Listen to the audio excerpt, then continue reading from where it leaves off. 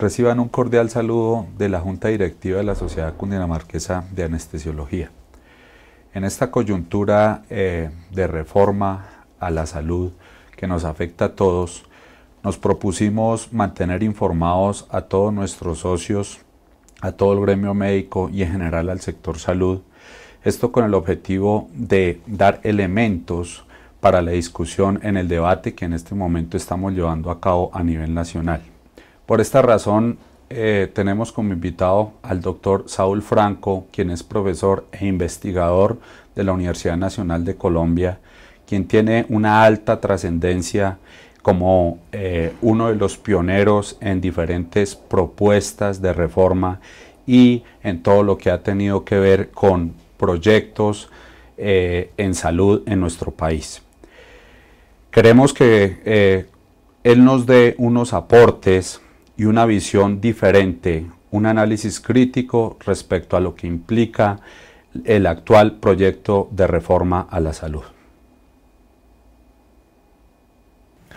No hay duda de la gravedad de la crisis que atraviesa actualmente el sistema de salud en Colombia, pero lo más importante es que no podemos seguir tolerando seguir por el mismo camino, sino que parece que ha llegado el momento en que es posible un cambio de fondo. Vamos de una manera muy sintética a tratar de identificar cuáles son los problemas fundamentales que estamos viviendo con el modelo, cuáles son los problemas de fondo, qué es lo que está en discusión, qué ideas, qué intereses están en juego. En un tercer momento, que miremos cuáles son las propuestas que se han formulado, tanto de parte del gobierno como de parte de la sociedad organizada, y un último punto de cuáles son las perspectivas y las alternativas en este momento. La primera preocupación siempre es, bueno, ¿por qué estamos tan descontentos con esto? ¿Qué es lo que la gente siente que no funciona en el sistema de salud? Creo que recojo la opinión de muchos colombianos y colombianas, campesinos, indígenas, mujeres, que sienten que lo fundamental y lo peor es que en Colombia la salud se volvió un negocio.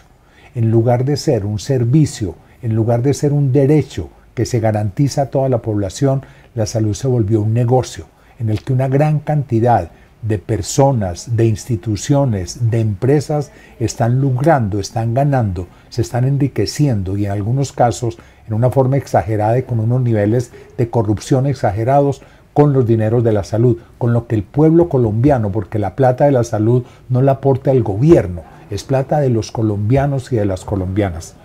Un segundo punto que todos sentimos y que es posiblemente el botón de arranque, el punto de despegue de esta insatisfacción generalizada, es que los colombianos y colombianas ya durante 20 años hemos sentido que cuando nos enfermamos, cuando requerimos un servicio de salud o no lo tenemos, o nos ponen una cantidad de trámites, ir a pedir una orden en una parte, una cita en otra, un examen en otro, una hospitalización en otro, el reclamo de la droga en otro. Entonces no hay una respuesta oportuna a las necesidades de salud. Y además, al momento de la necesidad empiezan a decir que esto no está incluido, que esto lo tiene que pagar, que esto no está en el paquete que usted está pagando o que el gobierno le está facilitando. Por lo tanto, una crisis muy grande de la cobertura real del sistema de salud, y esto para la gente y sobre todo en el momento en que uno está enfermo es supremamente grave. Otro problema muy frecuentemente sentido es que la salud pública se olvidó, la salud pública pasó a un segundo plano, se borró. Lo que interesa es el negocio, la atención de la enfermedad, que es lo que le da plata, y mientras más complicada mejor, porque si es una unidad de cuidado intensivo de niños que no da mucha plata, esa se cierra, esas camas se cierran, pero si es una cuestión de altísima tecnología, de medicamentos biológicos caros, de tecnología de última generación, ahí sí, porque de ahí se puede sacar mucha ganancia. De manera que hay un problema de costos también en la atención. Uno tiene que terminar pagando de su bolsillo una gran cantidad de cosas. Y hay otro problema supremamente grave. Y es que la red pública hospitalaria está prácticamente quebrada. A los hospitales, sobre todo a los públicos, se les fue cerrando, se les fue quitando el oxígeno. Y en este momento las EPS, las regiones, los municipios les den una cantidad de plata que nadie sabe la cifra exacta, pero parece que a la red pública, solo a la hospitalaria, le deben aproximadamente 4 billones de pesos. De manera que estos son cuestiones de mucha monta. Y finalmente, dos problemas que quiero señalar. El problema de las condiciones de trabajo. Hay unas condiciones de trabajo muy lamentables para muchos de los trabajadores de la salud, que no son solo los médicos, enfermeras, odontólogos, promotoras rurales de salud, que no se les paga o se les paga mal o por contratos de 1 mes, de 2 meses, y no hay una estabilidad laboral, no hay una condición de trabajo digno. Y el punto que en este momento ha sido muy sensible, la formación de personal de salud. Con la reforma, se volvió la formación en salud otro negocio. Explotaron la cantidad de facultades de medicina, pero no hay un régimen que califique, que esté permanentemente mirando qué es lo que el país necesita, creando unas condiciones de calidad en la formación. ¿Y qué pasa con los especialistas? Lo mismo que con los estudiantes de maestría y doctorado en Colombia, que no se les financia, tienen que ellos mismos pagar la matrícula, pagar mensualidad, cuando debería ser al revés. En Colombia la gente que estudia maestría, que estudia doctorado y los especialistas debían tener un ingreso. Me parece que estos son los puntos que realmente la gente siente. Y como síntesis de todo esto, la gente ve que su salud no está siendo atendida, que lo que está pagando es mucho y no le retribuye, y que hay una corrupción rampante en el sistema de salud. Estos son los problemas de fondo y por lo tanto una reforma debe buscar resolver esos problemas, no complicarlos, no agravarlos, que es lo que pensamos que va a pasar con la reforma del gobierno, sino resolverlos. Un segundo punto que debemos tratar es ver cuáles son, qué es lo que está en discusión, qué es lo que está detrás de esto, por qué es que no se hace una reforma de fondo como la que el país necesita. Ahí tenemos que decir, primero, aquí lo que está en discusión es si la salud es un negocio o es un derecho. Yo diría que este es el agua divisoria, la frontera entre una posición y otra posición. La salud es un derecho que tenemos por ser seres humanos, que es connatural a nuestro hecho de ser personas, o la salud es un negocio, o sea, una mercancía que se compra y se vende como se compran y se venden carros, zapatos, comida, etc. Muchos opinamos, muchísimos en Colombia, y creo que la mayoría del pueblo colombiano, que la salud es un derecho. Pero hay muchos también, los grandes empresarios de todas las industrias de medicamentos, de tecnología médica, empresas de prestación de servicios, lo que en Colombia se llamaron EPS, etcétera, que en la práctica, hay mucha gente inclusive del Estado, que no es solo el gobierno, de las Cortes, del Senado de la República, de la Fiscalía General, que piensan que la salud es un negocio. Segundo punto fundamental, todo derecho tiene que tener un garante. La pregunta es, ¿quién es el garante del derecho a la salud? Y ahí está la cuestión también de una diferencia enorme. Unos creen que el garante debe ser el mercado. La Ley 100 planteó desde un principio la expectativa de que el mercado iba a organizar todo, iba a crear mejor calidad, que la competencia iba a aumentar, iba a mejorar la atención de las personas, que se iban a reducir los costos, etc. Y que además iba a producir equidad, que todos íbamos a tener acceso. Ha pasado todo lo contrario. El mercado no necesariamente crea equidad. Que quede claro, el mercado a lo mejor es necesario para muchas cosas y el mercado no necesariamente es malo, pero ciertas cosas no se pueden volver mercancía. Una de ellas, la salud. Otra, la educación. No podemos volver, como están intentando, volver también la educación un negocio. Entonces, ¿quién es el garante de ese derecho? Nosotros, muchos colombianos y colombianas, decimos el garante tiene que ser el Estado. Y eso no es defender un estatismo del siglo XIX o principios del siglo XX, no. Eso es mostrar la naturaleza del Estado y decir que el Estado es legítimo si le responde a la sociedad por la garantía de derechos como este derecho fundamental a la salud. Otro punto que está en discusión y es fundamental es la salud es un derecho integral, o sea, el derecho a la salud es el derecho a la vida, al trabajo, a la alimentación, al agua potable, a la atención oportuna, a la prevención, o el derecho a la salud es solamente un paquete de beneficios limitados de atención a la enfermedad. Este es otro punto supremamente importante. La salud lo concebimos como un derecho humano integral, universal, y no como un paquete cada vez más reducido de beneficios. Hay otro punto que es muy importante. ¿Cuál debe ser la participación del sector privado en los servicios, en la salud? Nosotros no estamos diciendo de que excluimos al sector privado, no, lo que estamos diciendo es hay que excluir el ánimo de lucro, hay que excluir la corrupción y el enriquecimiento, pero hay que darle espacio al sector privado que responsablemente y con condiciones científicas, académicas y con una ética adecuada colabora en la prestación de servicios de salud. Esto está bien, no estamos en contra de eso, pero sí estamos en contra, lo que ya hemos dicho, de que la salud se vuelva un negocio y que se rente con esto. Hay otro tema supremamente importante. ¿Deben desaparecer las EPS? ¿Debe acabarse la intermediación financiera? ¿Deben acabarse los copagos? ¿Deben acabarse las cuotas moderadoras? Nuestra respuesta es sí.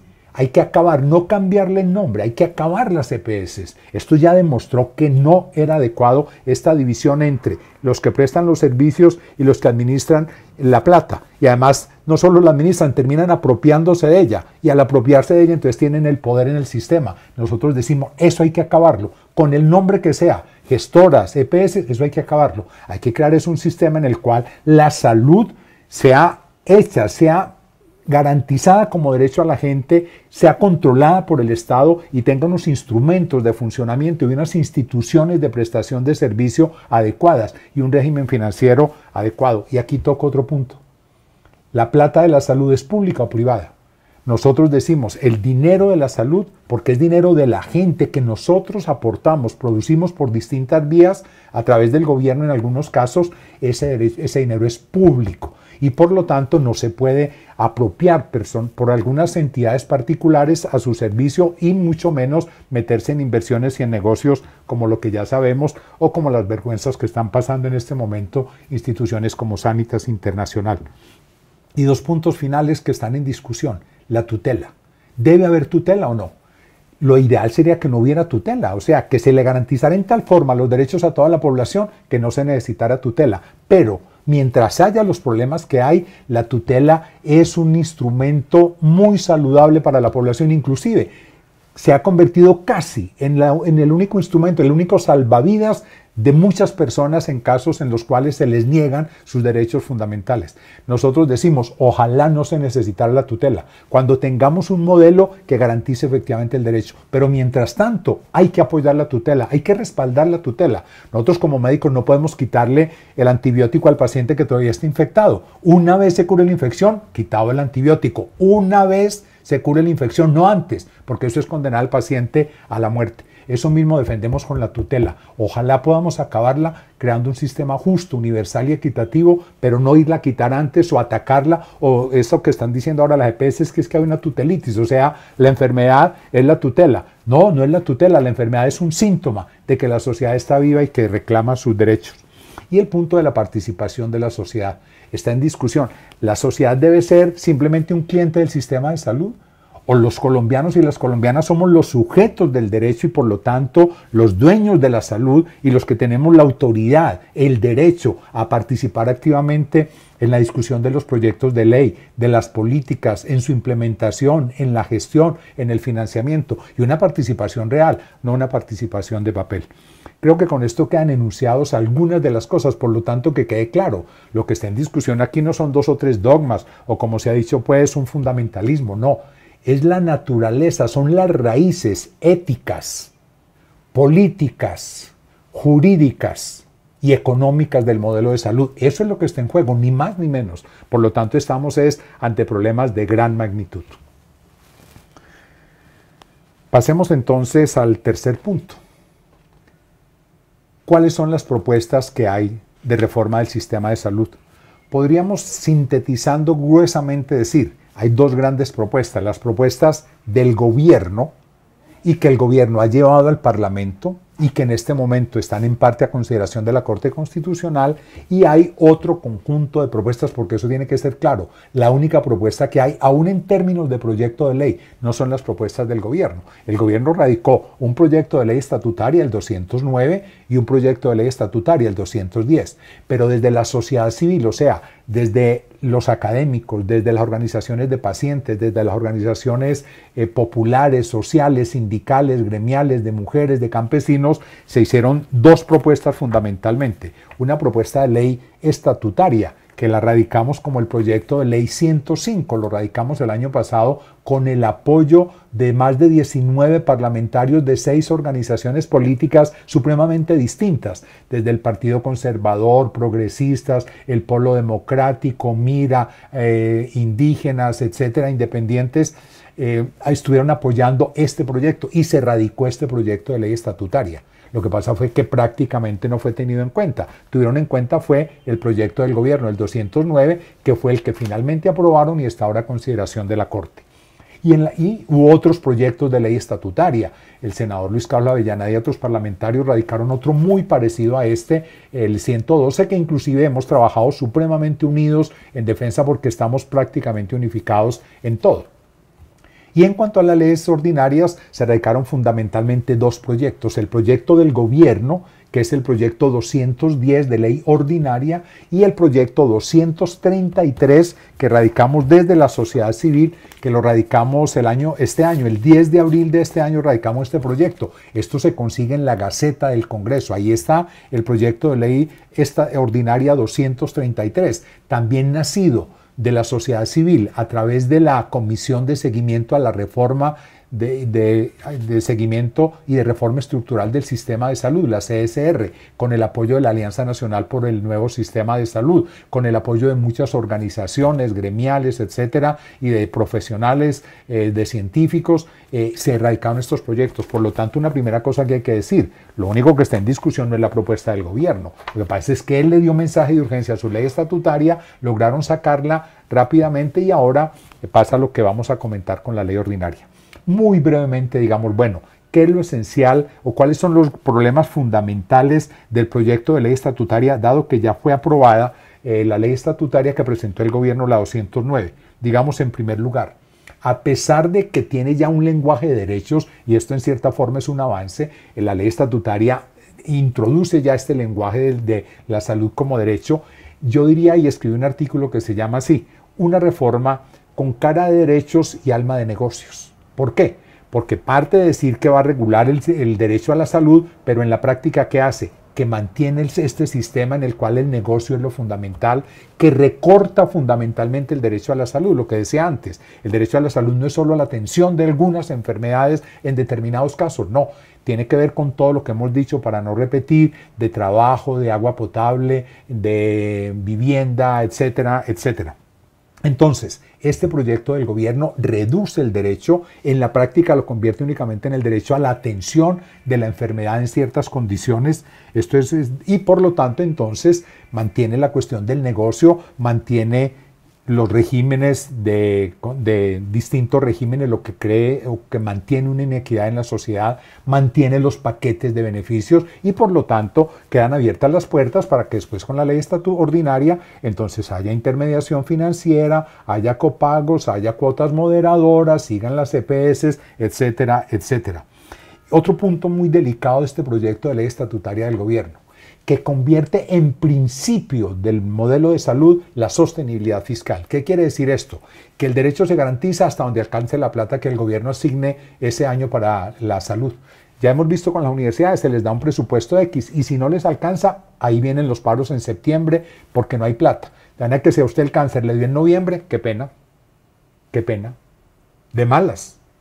Esto es supremamente grave, no se puede defender y a mí me escandalizó en estos días que vi que una sociedad científica, la Sociedad de Anestesiólogos de Colombia, defiende la sostenibilidad fiscal. Yo digo que nosotros como ciudadanos no podemos defender la sostenibilidad fiscal, tenemos que hacer un gasto responsable, lógico, no estamos diciendo que toda la plata se gaste en salud, ni que se financie absolutamente cualquier lujo en salud, no, hay cosas que hay que excluir, pero no se puede poner el equilibrio fiscal del gobierno por encima del derecho de la sociedad. Eso es gravísimo, eso es lavarle las manos al gobierno y es abrir un boquete, un túnel gigantesco por donde pueden caer muchas personas y puede haber muchas muertes en este país.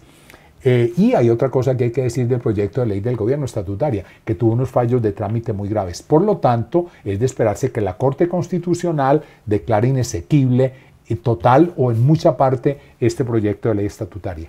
Pero como lo que está ahora en discusión fundamentalmente es la ley ordinaria, entonces entremos muy brevemente a decir qué es lo esencial, cuáles son los puntos esenciales del proyecto de, perdónenme antes, Quiero señalar que en nuestro proyecto de ley estatutaria teníamos unos postulados totalmente distintos a los que dice el gobierno. En nuestra ley, en nuestro proyecto está el contenido completo del derecho a la salud según la jurisprudencia nacional e internacional. Esto no lo inventamos nosotros. Esto ya se ha hecho en algunos países y está en curso en varios países un sentido de la salud como derecho humano fundamental integral con las dimensiones que hemos dicho. Está en curso un sistema de salud sin esta intermediación financiera que ha hecho tanto daño en Colombia. Está en curso un sistema de salud que integre la salud pública, que se base en la atención primaria, que no se quede únicamente engolosinado en pagar enfermedades y las cuestiones ya de complejidad y de las complicaciones peores, sino de prevenir para tratar de evitar que se llegue hasta esas complicaciones. En que nuestro proyecto de ley, este proyecto de ley estatutaria, contiene postulados e integra lo fundamental y una cosa que es clave, que una ley estatutaria no es una ley del Ministerio de Salud. Una ley estatutaria es una política de Estado en salud. Y como tal, claro, tiene que afectar al Ministerio de Agricultura para que haya sostenibilidad alimentaria. Y tiene que estar cohesionada con el Ministerio de Educación para que haya una política de educación en salud también. Y haya recursos para la educación de todo el personal de salud desde la base y no solo médicos, enfermeras, odontólogos, bacteriólogas y desde los niveles básicos hasta las ultraespecializaciones que también se necesitan y que hay que apoyarlas. Entonces, con este proyecto que nosotros estamos proponiendo, libramos esto de que la salud es una cuestión intersectorial, porque toca muchas áreas. He dicho educación, he dicho agricultura, pero trabajo. Un trabajo digno es condición fundamental para la salud y el trabajo digno de los trabajadores de la salud, porque a veces se habla mucho hacia afuera, pero no hacia adentro. No, los trabajadores de la salud necesitan, requieren y merecen unas condiciones dignas de salud que pasen por la estabilidad laboral, por un contrato digno de trabajo, por un salario adecuado y por condiciones de desarrollo y crecimiento importante. Bien, pasemos entonces al punto de los proyectos de leyes ordinarias. Decía que hay fundamentalmente dos proyectos, el proyecto 210 del gobierno y el proyecto 233 que presentamos las organizaciones de la sociedad civil a través de la CSR, de la Alianza Nacional por la Salud y con un amplio apoyo parlamentario. Digamos, ¿qué es lo esencial del proyecto de ley ordinaria del gobierno? Bueno, hay que aclarar primero, este no está aprobado. Este está en discusión, ya lleva 2 debates y empieza la próxima semana su tercer debate en la Cámara de Representantes. Pero el hecho de que ya haya pasado 2 debates en el Congreso ya indica que está muy avanzado y que muy posiblemente va a ser aprobado. Este proyecto tiene ya 98 artículos, o sea, es un proyecto bastante extenso. Este proyecto, y hay que decirlo con claridad, se centra fundamentalmente en los aspectos mecánicos, administrativos y de manejo de la plata en el sector. Esto es fundamentalmente lo que le interesa. Y el manejo de la plata justamente para la atención de las enfermedades, para lo que estábamos señalando anteriormente. ¿Qué hace? Cambia ciertos nombres. Por ejemplo, a las EPS ya no se van a llamar EPS, se van a llamar gestoras de servicios de salud. Gestoras de servicios de salud. Bien, estas gestoras van a tener más o menos poder que las EPS, van a tener muchísimo mayor poder. Inclusive, tal vez el artículo más extenso del proyecto de ley del gobierno es el que habla de las funciones de las gestoras, porque van a tener una cantidad de funciones en el manejo del dinero. Ellas van a decir qué se le paga, cuánto se le paga, a quién se le paga y cuándo se le paga. Pero no solamente van a tener ese poder, ellas van a poder, oiga esto tan grave, articular las redes crear las redes de servicios. Esto es una cuestión de responsabilidad directa del Estado. Ahora no dicen, son las gestoras las que van a organizar las redes de servicios. Y aquí hay un punto que a mí me parece de especial gravedad. Las redes de servicios que propone esta ley están fracturadas en 2. Lo que llaman lo básico, lo primario, y lo que llaman lo de mayor complejidad, lo complementario. Y entre estas 2 cosas se crea un bache, un vacío y unas barreras que va a ser casi imposible que la gente pase de lo básico a lo de arriba. Y esto es muy, muy delicado.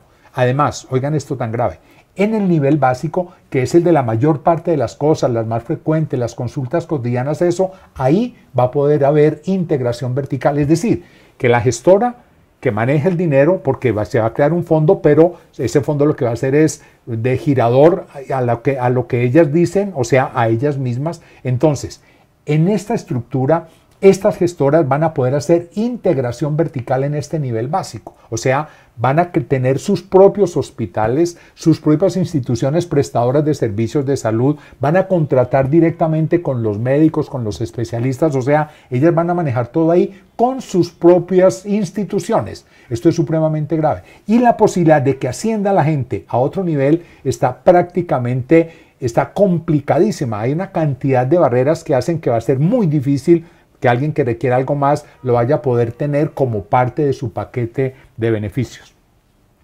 Se reemplaza el plan obligatorio de salud, lo que ahora se llama el POS. Ahora entonces ya se va a llamar Mi Plan.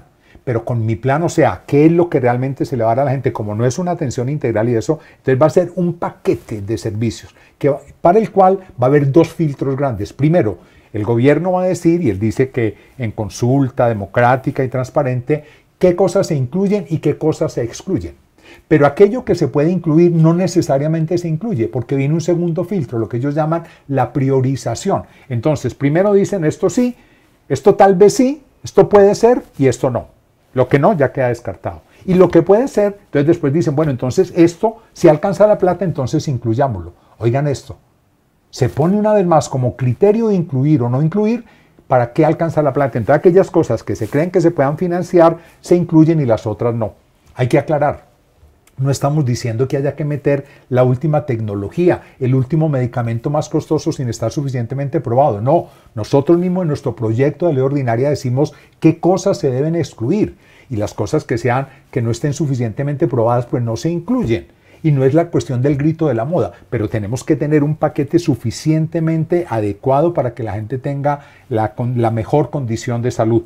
Con la propuesta del gobierno entonces, va a haber dos niveles muy grandes, dos filtros grandísimos, el filtro de qué se incluye, qué incluye y qué se excluye, y de lo que se pueda incluir, qué queda finalmente, qué se prioriza y qué queda en el paquete. Esto es supremamente grave también, porque en el fondo entonces la gente va a quedar con una cantidad de cosas por fuera y hay un agravante adicional. Lo que quede excluido ya no se va a poder demandar por tutela. Lo que quede excluido, entonces ahora hay que hacerlo ante el Consejo de Estado, que son unos procedimientos muchísimo más complejos, centralizados y de unas duraciones muy largas, y una enfermedad, un cáncer no da esas esperas. Eso es ya o no sirve, ¿no?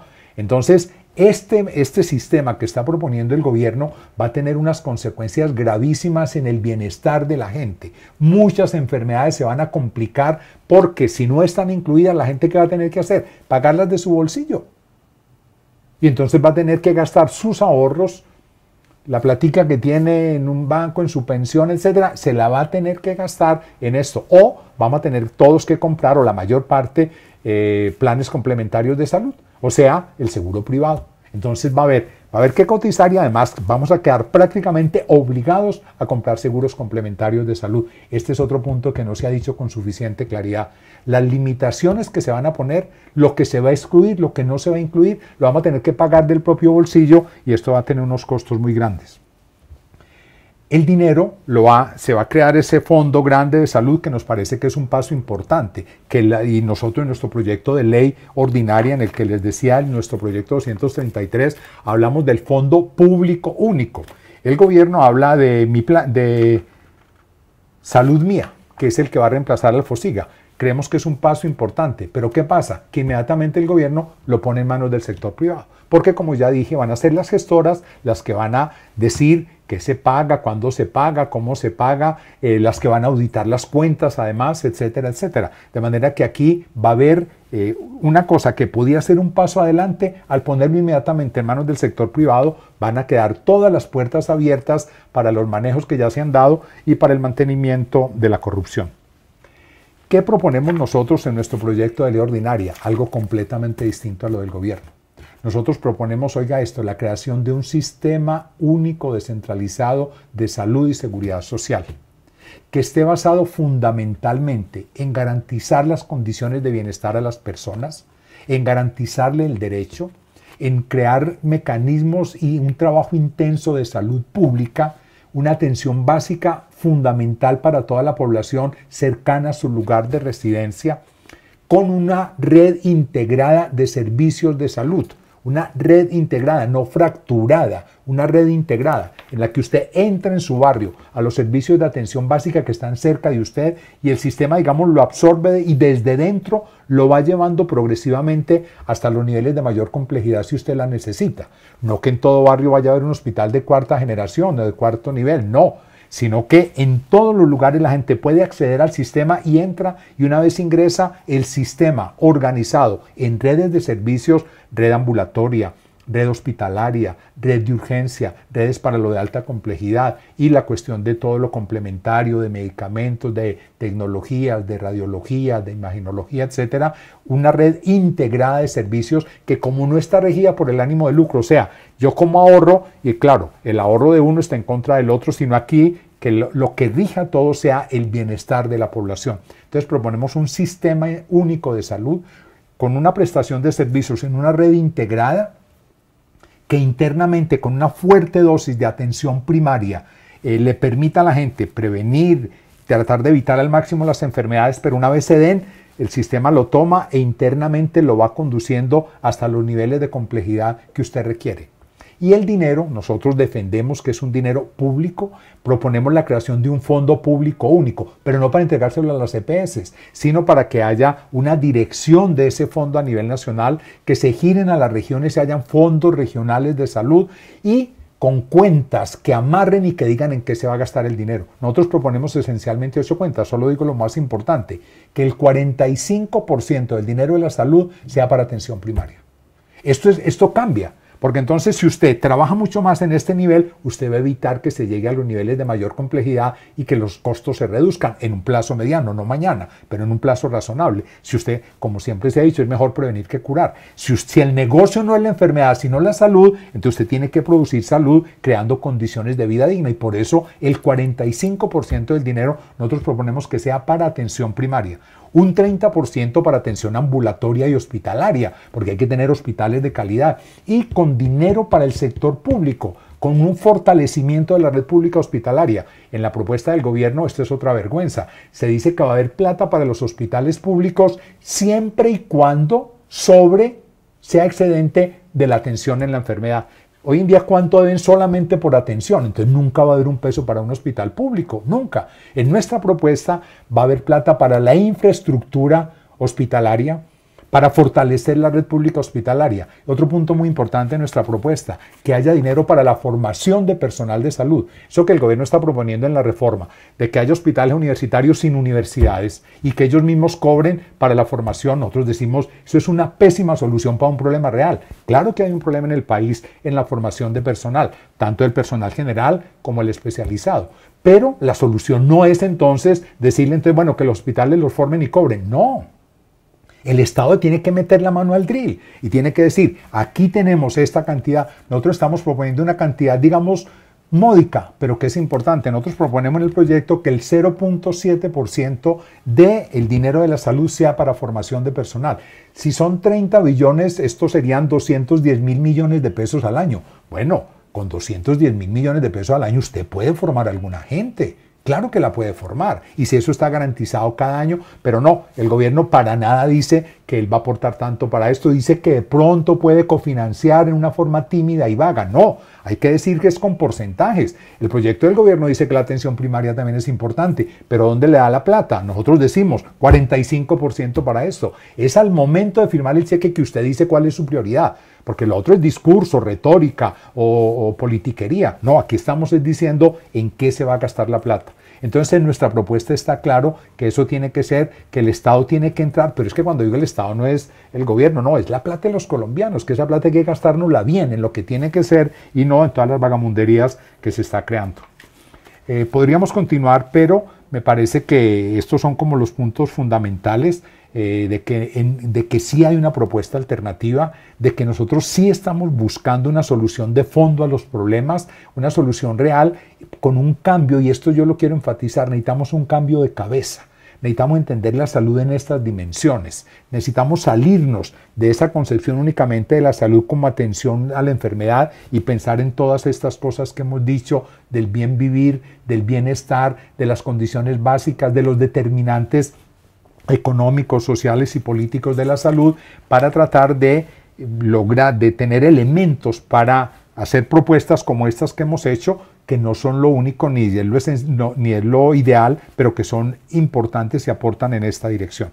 Y voy a terminar entonces diciendo, bueno, ¿cuál es entonces el balance y cuáles son las tareas que tenemos ahora a futuro? Me atrevo a señalar las siguientes consideraciones. En primer lugar, yo creo que no hay duda de la gravedad de la situación de salud, pero justamente por eso es que necesitamos un cambio de fondo. Nosotros no es que nos opongamos a una reforma, nos ponemos a la reforma del gobierno, que es una reforma que no resuelve los problemas que dijimos, que va a crear mayor complicación, que va a mantener las compuertas abiertas para la corrupción. Además, no sé si todos ya saben, en la propuesta del gobierno, por ejemplo, a los directores de los hospitales los van a nombrar, son de libre nombramiento y remoción de los políticos del pueblo, del departamento, de la ciudad.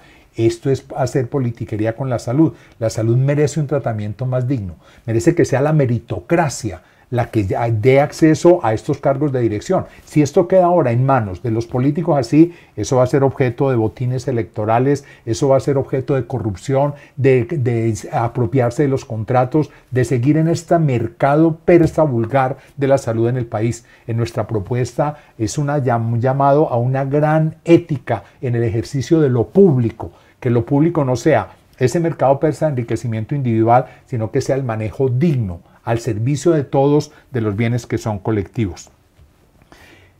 Repito, la propuesta del gobierno no solo no resuelve, complica las cosas y no solo es un paso adelante, es un paso hacia atrás. Nuestra propuesta no es un salto al vacío, no es una vuelta al pasado, no es un estatismo estalinista, no, es una propuesta éticamente muy fundamentada, con una conceptualización de la salud en los términos que hemos dicho, amplios, positivos, de bienestar, de calidad de vida, de bien vivir. Es una propuesta económicamente responsable y razonable, pero que implica la participación de todos los que aportamos y del gobierno que reparta adecuadamente esos recursos que la sociedad pone en sus manos, que no son suyos, sino que la sociedad pone en sus manos para que trabajen en esto. Y esa eliminación del enriquecimiento en el campo de la salud, manteniendo la dignidad del trabajo y la dignidad de los salarios dignos, de los salarios adecuados para la población, mantenemos todo eso, pero cortamos de tajo esas fuentes de corrupción, esas fuentes de enriquecimiento.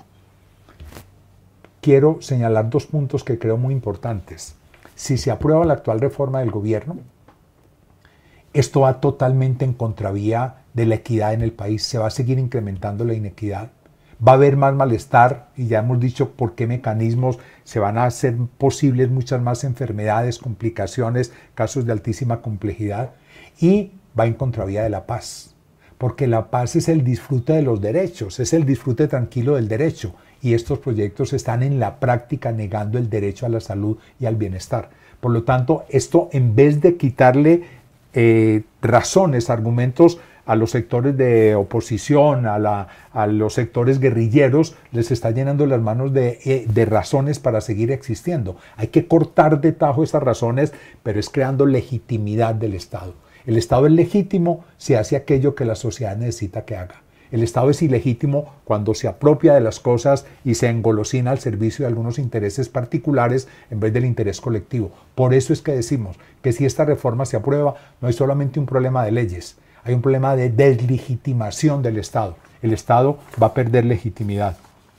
Quiero señalar, no existe un modelo ideal de salud, ni nuestras propuestas, por bien intencionadas que sean, son lo ideal, pero son mucho mejor que lo que se está proponiendo. Parten de la experiencia de muchos países de muy distintos tipos ideológicos y pueden ser un camino en la dirección correcta. Por lo tanto, y termino, requerimos que en este momento la Corte Constitucional declare la inexequibilidad del proyecto de ley estatutaria que está, ya no proyecto de la ley estatutaria que está en sus manos, y creemos que lo más cuerdo sería que el gobierno retirara el proyecto de ley ordinaria que está en curso y que la sociedad fuéramos capaces de tener participación activa con nuestras propias propuestas en la construcción colectiva social de un pacto nacional por la salud, de unas propuestas tanto estatutarias como ordinarias que recojan el interés colectivo, terminen por imponerlo frente a los intereses particulares, y que seamos capaces como colombianos, con respeto pero con mucha claridad, de concertar una reforma que transforme la salud en condición de bienestar, que corte este negocio y que contribuya positivamente al bienestar y a la paz. Este cambio de fondo requiere una participación amplia de la sociedad, una participación en foros, en debates, en reuniones en los barrios, en las veredas del país, en los sindicatos, en los gremios, en las asociaciones científicas, para que discutamos, para que veamos que esto no es un problema ajeno. Nosotros no podemos seguir simplemente criticando o lamentándonos. No vale ya la lamentación. No es ya suficiente la indignidad. Hay que pasar de la indignación a la acción. Y esa acción tiene que ser una acción organizada, participativa, para poder que todo esto que estamos diciendo se convierta en insumos para que haya un ordenamiento legal adecuado por la vía que sea. Si no se puede por el Senado, habría que buscar otros mecanismos, porque puede haber otros mecanismos para lograr esto. Pero necesitamos es una amplia participación social, que las personas como ciudadanos, sea médico, sea enfermera, ciudadano de a pie, obrero, campesino, trabajador, entienda que la salud no es un problema de otros, ni es un problema de médicos o de burócratas. No, la salud es un problema de todos los colombianos. Y es en la medida en que entre todos pasemos de la indignación a la acción, logremos, como se logró esta semana, esas movilizaciones en muchas partes del país. Eso hay que mantenerlo. La movilización se requiere porque desafortunadamente es casi la única forma de que nos oigan. Si no hay movilización, por más ideas que tengamos, por más proyectos de ley que tengamos, no nos van a oír. Es la movilización organizada, masiva, democrática, pacífica, lo que nos puede llevar a imponer, a lograr que nuestra voz se oiga y que nuestras propuestas se conviertan en políticas de Estado en salud.